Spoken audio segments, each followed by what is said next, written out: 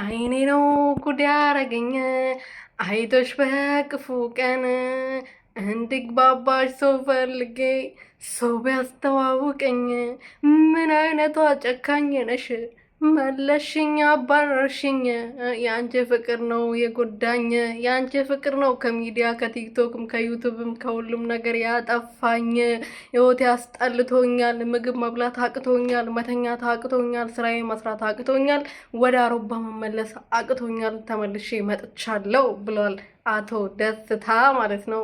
ፍቅርሽ ነው ጉድ ያረገኝ እያለ በቲክቶክ እንግዲህ ለሩትዬ እየዘፈነላት መጥተዋል ማለት ነው።